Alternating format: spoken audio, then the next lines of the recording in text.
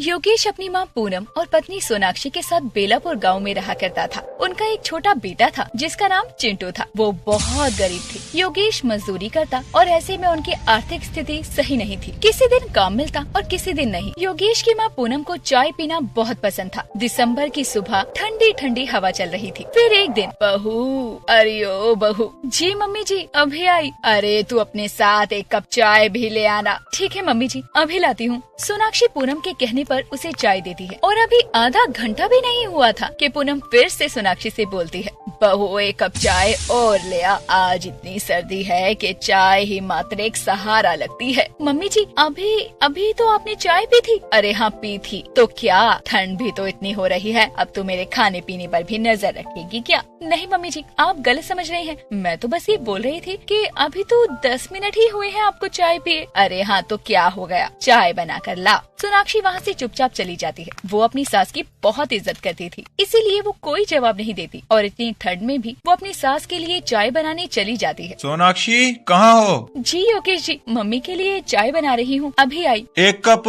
मेरे लिए भी बना देना। आज क्या बस चाय ही बनेगी? घर में राशन का एक दाना नहीं है। सोनाक्षी योगेश को चाय देने जाती है और बोलती है, योगेश जी आपको पता है आज सुबह से मम्मी जी 4 कप चाय पी चुकी हैं और अब घर में दूध भी नहीं बचा है। अगर मम्मी जी ने चाय मांगी तो मैं कहाँ से दूंगी? तो ये बात तो मम्मी से बोल देना, मम्मी समझ जाएंगी। शाम को मैं जब काम पर से आऊँगा तो घर का राशन और सब सामान लेकर आऊँगा। आपने तो बोल दिया कि शाम को लेकर आऊँगा। पूरे दिन में मैं क्या कहूँगी मम्मी जी को? घर में राशन होता ही नहीं था, पर पूनम को तो चाय चाहिए थी। पर शाम को योगेश राशन का सामान तो लाता है, पर वो चाय का सामान भूल जाता है। जैसे ही वो घर के अंदर जाता है, उसके हाथ में राशन का सामान देखकर पूनम पूछती है, बेटा तू मेरी चाय का सामान नहीं लेकर आया क्या? मम्मी आप तो जानती है ना, मैं मजदूरी करता हूँ, जितने पैसे मिले आज राशन का ही सामान ला पाया हूँ। पापा मेरे लिए क्या लाए हो? बेटा आज तो तुम्हारे लिए मैं कुछ नहीं ला पाया, कल पक्का मैं तुम्हारे लिए कुछ लेकर आऊंगा। ठीक है पापा। सोनाक्षी ये राशन का सामान ले जाओ और मम्मी और मेरे लिए एक एक कप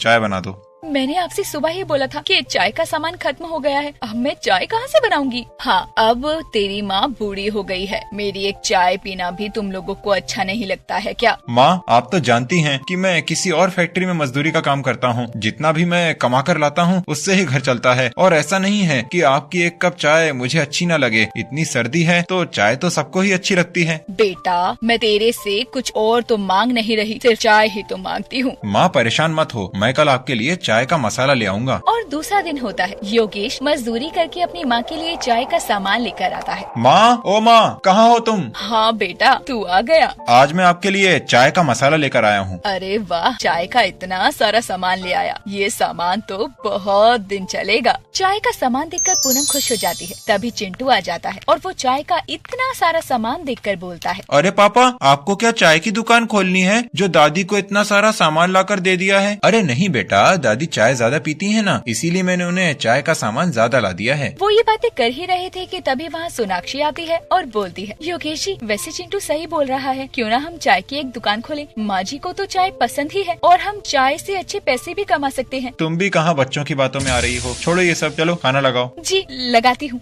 दूसरा दिन होता है। योगेश अपनी चाय की दुकान लगाकर बैठा होता है। तभी सोनाक्षी घर के काम करने के लिए नल से पानी भरने जाती है तो देखती है कि नल से पानी नहीं, गर्मा गर्म चाय निकल रही थी। योगेश जी सुनो, जरा इधर आओ। योगेश वहाँ जाकर पूछता है, क्या हुआ, चिल्ला क्यों रही हो? आप देखो नल में से पानी की जगह चाय निकल रही है। ये क्या बोल रही हो तुम? मैं सच बोल रही हूँ, आप देखो तो इसे। तुम तो सही कह रही हो, इसमें से चाय आ रही है। योगेश बहुत हैरान होता है और चाय का बर्तन भरकर चाय बेचनी शुरू करता है। लोगों को चाय पसंद भी आती है और अब उसकी कोई लागत भी नहीं लगती। ऐसे ही उनकी गरीबी दूर हो जाती है और उनके घर में राशन की कोई कमी नहीं रहती।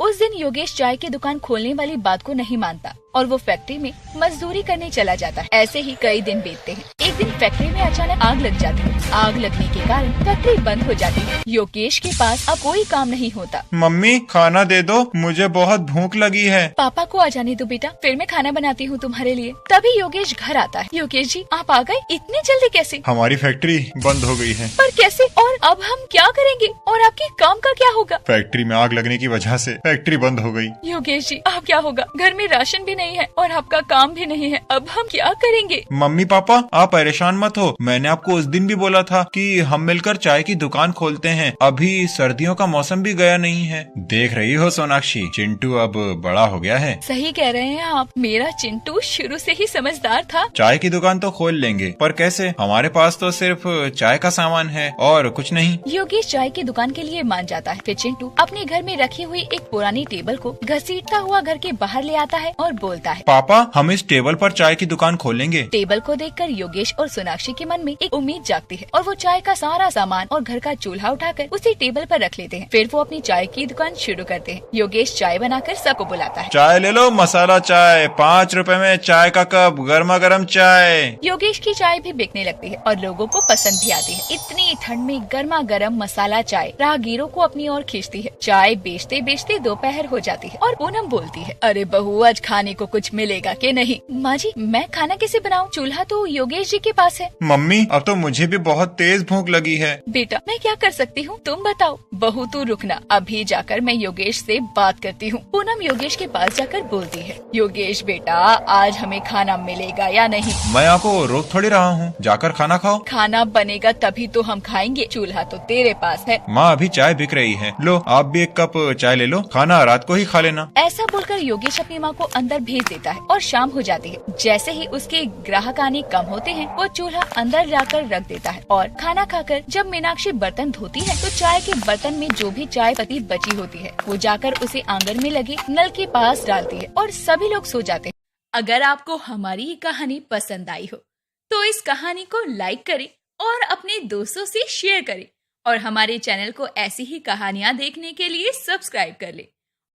मनोज बहुत ही गरीब था और अपनी बीवी उषा और बेटे गोपी के साथ माधवपुर में रहा करता था। अपने गुजर बसर के लिए वो लकड़हारे का काम किया करता और उसी से उनकी रोज की जिंदगी कट रही थी। एक दिन गोपी अपने पिता के पास आता है और कहता है, पापा आपने मेरा नाम गोपी क्यों रखा? कैसा नाम है ये? आपको पता है एक नाटक में बहू का नाम गोपी था, सब मेरा मजाक बनाते हैं।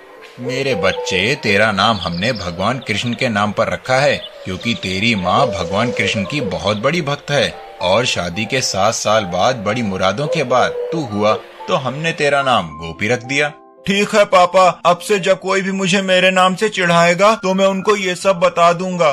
गोपी और मनोज बात कर रहे थे कि तभी उषा दाल रोटी थाल में रखकर मनोज के पास लेकर आती है और उसे देते हुए कहती है, बस दोनों बाप बेटे की बातें हो गई हो तो अब खाना खा लो, सुबह गोपी को स्कूल भी जाना है। अब पूरा परिवार साथ में खाना खाकर सो जाता है। ऐसे ही और गांव में जन्माष्टमी की रौनक लगने लगती है क्योंकि कुछ दिन बाद जन्माष्टमी थी। ऐसे में उषा अपने पति मनोज से कहती है, सुनिए जी, मैं इस साल भी जन्माष्टमी का व्रत रखना चाहती हूँ, क्या मैं रख लूँ? उषा तुम तो जानती हो ना कि हमारे पास इतने पैसे नहीं हैं। लड्डू गोपाल के लिए नए कपड़े चाहिए, भोग चाहिए, सब तैयारी कैसे हो पाएगी? मेरी मानो तो इस बार भगवान से माफी मांगकर हाथ जोड़ दो कि हम अपने घर पर जन्माष्टमी नहीं मना पाएंगे। उषा मनोज की बात सुनकर निराश हो जाती है और तभी गोपी मुस्कुराता हुआ स्कूल से घर लौटकर आता है और अपने माता पिता को साथ में देखकर दोनों से कहता है, माँ आपको पता है आज स्कूल में क्या हुआ? स्कूल में ना जन्माष्टमी का फंक्शन होने वाला है और टीचर ने मुझे कहना बनाया है, उसके बाद मुझे कोई परेशान नहीं करेगा। मैं बहुत खुश हूँ।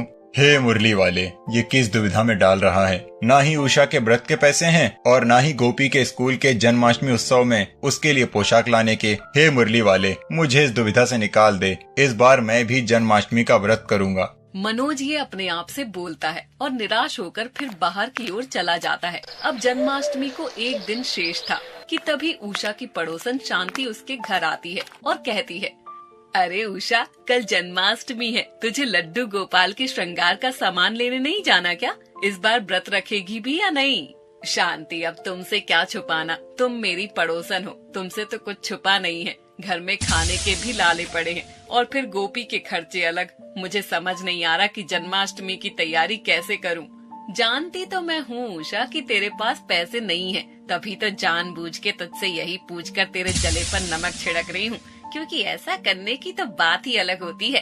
कोई बात नहीं उषा, अब क्या करें, तू रहने दे, मैं अकेले ही बाजार हो आती हूँ। कल जब व्रत रखूंगी तो तुझे प्रसाद देने आ जाऊंगी, ठीक है ना? अब मैं चलती हूँ। शांति ये बोलकर चली जाती है। दरअसल शांति उषा को पसंद नहीं करती थी, क्योंकि भले ही उषा गरीब थी पर अपने परिवार में खुश थी। वहीं शांति अमीर थी पर उसके घर कोई संतान नहीं थी। अब उषा शांति के जाने के बाद सोचती है, नहीं, मैं ऐसे ही हार नहीं मान सकती। मुझे जन्माष्टमी की तैयारी करनी ही होगी। शायद कान्हा मेरी परीक्षा लेना चाहते हैं तो ठीक है, मैं कान्हा की दी हुई हर परीक्षा में अव्वल आऊंगी।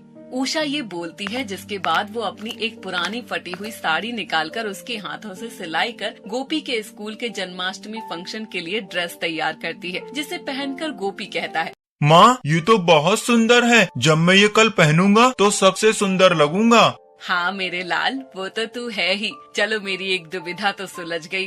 बस लड्डू गोपाल मेरी दूसरी परेशानी भी हल कर दे। उषा ये कहती है और गोपी के स्कूल फंक्शन की तैयारी करने लगती है।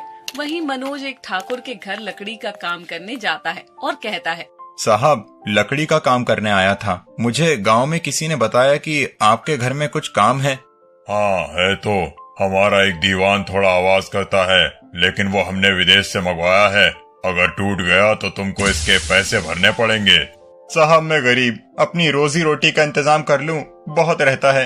गांव में भटक भटक कर तो मैं काम मांगता हूं। एक दुकान तक नहीं है मेरी, मैं कहां से हर्जाना भरूंगा। तो फिर जा यहाँ से, मेरे मुंह मत लग। मैंने तेरी जिंदगी के कलेश सुनने के पैसे नहीं लिए, समझा तू? नहीं नहीं साहब, मुझे काम की जरूरत है। मैं आपका दीवान ठीक कर दूंगा और हर्जाना हुआ तो भी भर दूंगा। ठाकुर ये सुनकर मनोज को दीवान दिखाता है और मनोज को वहाँ छोड़ देता है, जिसके बाद मनोज कहता है, अगर गोपी और उषा के लिए पैसे चाहिए तो डर मत मनोज, मेहनत कर। मनोज ये कहकर अपना हथौड़ा और कील निकालकर अपना काम शुरू कर देता है, जिसके बाद वो कई घंटों की मेहनत के बाद दीवान को ठीक करके ठाकुर के पास आकर कहता है, साहब, आपका दीवान ठीक हो गया। वाह वाह, बहुत अच्छे। ये लो 500 रुपए तुम्हारी आज की मेहनत के। शुक्रिया साहब, लेकिन आप बुरा न माने तो एक बात कहूँ? हाँ बोलो, क्या हुआ? साहब, आपको उस दीवान को फेंक देना चाहिए। उसकी लकड़ी कमजोर हो रही है, वो कभी भी टूट सकता है और आपको चोट आ सकती है। तेरा दिमाग खराब हो गया है क्या? विलायत से मंगवाया हमने वो दीवान और तू बोल रहा है टूट जाएगा। ओ, मैं सब समझ गया। ये इसीलिए बोल रहा है ताकि मैं तुझे नया दीवान बनाने का काम दे दूं। अरे नहीं नहीं साहब, मैं लकड़ी का कारीगर हूँ, लेकिन धोखेबाज और झूठा नहीं हूँ। ये दीवान कमजोर है, इसीलिए आपको बता रहा हूँ। सब समझता हूँ मैं, कोई पैसे नहीं मिलेंगे तुझे। चल निकल, धोखेबाज कहीं का। ठाकुर ये बोलकर मनोज से पैसे छीनकर उससे निकाल देता है और मनोज घर आकर रोते हुए अपनी बीवी उषा से कहता है, मुझे माफ कर दो उषा, मैं तुम्हारी इच्छा पूरी नहीं कर पाया। कहीं से भी पैसे का इंतजाम नहीं हुआ। कोई बात नहीं जी, आपने कोशिश की, यही बहुत है। शायद कान्हा को कुछ और ही मंजूर होगा, पर आप फिक्र मत करो। मैंने गोपी के स्कूल फंक्शन में ड्रेस का इंतजाम कर दिया है और रही बात मेरी, तो मैं जन्माष्टमी का व्रत कर लूंगी। बाकी जो उस ऊपर वाले की मर्जी। मनोज और उषा ये बोलकर सो जाते हैं और उषा अगले दिन लड्डू गोपाल की एक मिट्टी की प्रतिमा बनाती है और उसके आगे सुबह सुबह हाथ जोड़कर कहती है, हे कृष्ण मुरारी, तेरे ये भक्त तेरे लिए व्रत कर रही है। हमारे परिवार की सब समस्या को हर लीजिए। उषा ये कहती है और पूरे दिन सच्ची श्रद्धा से व्रत करती है और कोई काम ना होने की वजह से मनोज भी घर था और उसने सुबह से कुछ नहीं खाया था कि तभी उनके घर ठाकुर आता है और मनोज उसे देखकर कहता है, साहब, आप मेरे घर सब ठीक तो है ना? मुझसे कोई गलती हुई क्या? नहीं नहीं मनोज, गलती तो मुझसे हुई है जो हमने तुम्हारी बात नहीं सुनी। मेरी माँ उस दीवान पर लेटी और वो टूट गया। हमको तुम्हारी बात सुन लेनी चाहिए थी, इसीलिए हम तुमको तुम्हारी मेहनत के पैसे वापस करने आए हैं और हम एक लकड़ी का कारोबार शुरू करना चाहते हैं, जिसके लिए हमको तुम्हारी जरूरत होगी। क्या तुम हमारे साथ काम करोगे? साहब, आपका बहुत बहुत शुक्रिया। आपने तो हमारे परिवार की सब समस्या ही हल कर दी।